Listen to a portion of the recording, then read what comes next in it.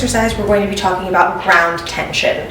Now, ground tension is important, an important exercise, because what we're going to be working here is going to be the opposing pressure that we get from pulling our bodies in one direction and in another direction simultaneously.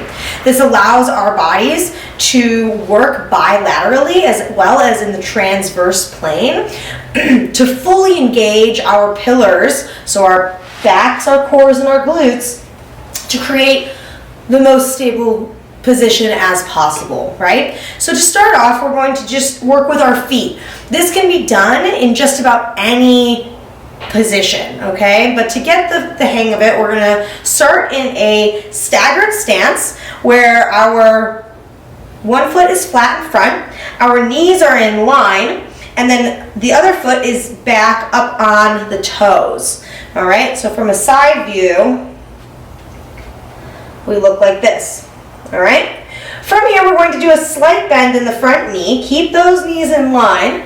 We want to get a neutral pelvic tilt, core and pelvic floor engaged, okay? So we're pulling up through the belly button, pulling up through the bottom of our pelvis, pulling it towards our head here, okay? Shoulders are back, nice and engaged. Now from here, we want to really feel the ground. Use the toes, spread them out, grip the ground with the arch, and we want to feel like we're running, but we're not going anywhere. So the front foot is going to drive back, heel going backwards. The back foot's going to drive forward, all right? And you can even simulate the motion of the arms to kind of feel that feeling of moving and running.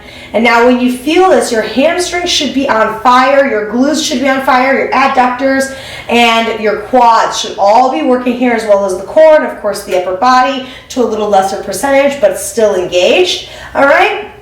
And we want to hold this feeling for as long as we can, minimum 30 seconds, up to a minute and a half, 2 minutes, all right?